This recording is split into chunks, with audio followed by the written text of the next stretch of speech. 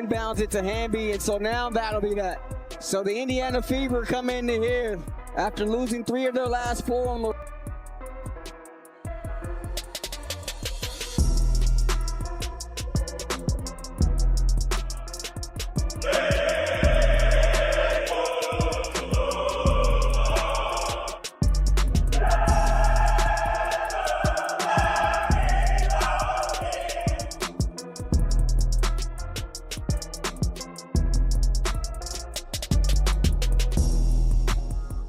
The Indiana Fever just pulled off their grittiest win of the season, a victory that almost never happened.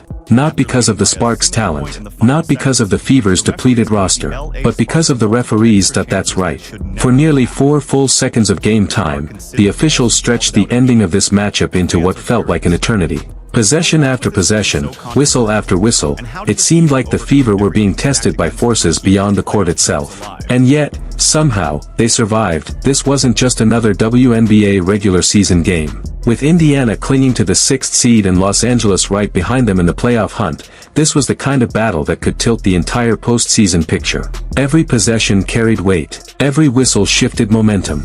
And when the final buzzer finally sounded, after what felt like an endless string of questionable calls, the Fever had not only secured a season-defining win, but they had also sent a message to the league: no amount of chaos, controversy, or adversity will break this team. But how did Indiana do it? Why were the closing seconds so controversial? And what does Caitlin Clark's looming return mean for the playoff race? Let's break it all down. One common theme in the WNBA is how poorly officiated these games can be.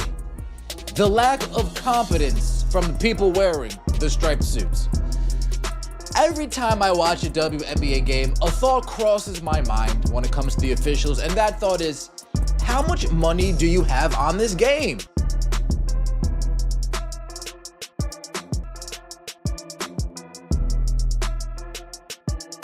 Man, I'm talking about right at the end of the game when the nonsense was being called and cheating was being speculated, right? Everybody was looking like how Caitlin Clark was looking by the end of that game last night with the Indiana Fever and the Los Angeles Sparks. Everybody was looking just like this, man. What in the world was going on? The Fever entered the final minute clinging to a 76-75 lead. Inside Crypto.com arena, the Sparks had one last chance to steal the game, and the referees seemed determined to give them every opportunity. It started with strange stoppages. The clock reset when it shouldn't have. Fouls were called on light contact, while much heavier collisions were ignored. Indiana's defense forced turnovers and contested perfectly, yet Los Angeles repeatedly earned fresh inbound chances. So let's take a look at this. All right, now it was 0.6 on the shot clock when this happened. Okay, they had the ball, they were running around. I thought the game was over here, honestly. I thought the game was over, but they ended up calling the foul, saying, oh, the game is still going on. All right, whatever. They got the foul. Cool. So Kelsey Mitchell, she goes to the free throw line, right? And she missed both of them. Now, I think Kelsey Mitchell should have made both of them, all right? At least one of them. But she missed both of them. Okay. These weren't extended possessions. They were fragments, half plays stretched out by whistles, reviews, and resets that left both teams standing around wondering what was going on. And then came the most baffling moment of all. With 0.4 seconds left, Kelsey Mitchell went to the free throw line. Her first shot rattled out. That should have sealed it. All Indiana needed was the clock to run down naturally. Instead, officials granted Los Angeles another inbound play with 0.1 seconds left. Think about that. 1/10 of a second. Less than a blink. How can any team realistically run a play in that time? Fever fans online exploded. Social media lit up with clips of the moment, with fans accusing the league of gifting the Sparks opportunities that no team should ever receive. But man, there is no way. Right at the end of the game, you should be on top of it. You telling me you're not paying attention to when some hands touch that ball? Come on, man. And then to reward them with the timeout, like, fam, that's crazy work. Look, Caitlin Clark, like, what is going on here? It's like, no. Look, Caitlin ready to run the floor, fam. She's like, no. What is this, man? What is this nonsense? And this isn't paranoia. The WNBA has had a string of controversial finishes this year. Late fouls that seem too soft for crunch time. Replay reviews that stretch forever. Clock management decisions that leave both fan bases scratching their heads. On this night, Indiana looked like the latest victim of that trend. Then they put 0.1 on the shot. 0.1 on the shot clock, fam. What are we doing? What are we doing, man? I mean, this is nonsense. How do you even have time to do anything? How do you even have time? If Boston was the backbone, then Odyssey Sims was the heart. Sims has worn a lot of jerseys in her career, including the Sparks purple and gold. But in Los Angeles, she turned into their nightmare. The veteran guard racked up 21 points, attacking relentlessly and keeping Indiana afloat when the offense slowed down, and when the game tightened late, Sims took over. She scored Indiana's last 5 points, shutting the door on any Sparks comeback. Her poise under pressure was a reminder of what experience brings, the ability to stay calm when chaos is swirling. Oh my goodness, man. They did everything they could to try to get them a win in this one, fam. It's ridiculous. It was flat out ridiculous. On a night when the Fever were missing their biggest star, it was Sims who stepped into the spotlight and proved she could still control a game. Indiana's rotation was paper thin. Caitlin Clark was still sidelined, working back from her groin injury. Sophie Cunningham, one of the team's most reliable scorers, was unavailable. Cydney Coulson and Ari McDonald, two energetic guards, were both out. Lexi Hull stepped onto the floor with not one but two black eyes from a collision in the previous game. Steph mentioned, whenever she sees you with the two black eyes, she smiles in a way because it just exemplifies your toughness.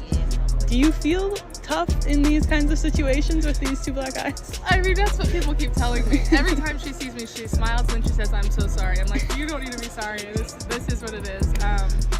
And when I'm playing, I forget about it, and then I go and look in the mirror, and I'm like, "Oh shit, they're still there." So yeah, I don't really think too much about it because I don't necessarily feel them all the time. Yeah, and you're still able to see completely fine? Yep. All right. Nothing's changed. All right, perfect. Looking at the roster before tip-off, most figured the Sparks had an easy path to bury Indiana's playoff hopes.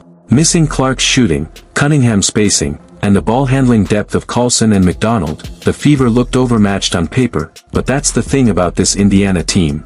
They don't play by the script. Kelsey Mitchell wasn't perfect. Her missed free throw nearly cracked the door open, but her constant scoring pressure forced the Sparks to adjust defensively all night. Lexi Hull embodied toughness, diving for loose balls, running the floor, and spacing even through pain. Every Fever player leaned on resilience, and head coach Stephanie White deserves credit, too.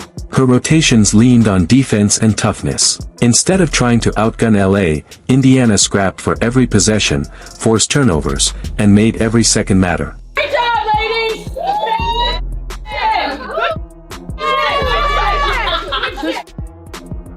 I'm really proud of you guys. That was an ugly, hard-fought win. Hard-fought win. And listen, we know that we didn't play our best basketball, and in those moments where we needed a stop, or we needed a big bucket, that you don't teach. And y'all got it. And y'all got it. So again, marrying our energy effort with our execution. Okay, that's our journey. But this is a hard win right here. I'm proud of you guys. Great job. Together, 3, 1, 2, 3. Together.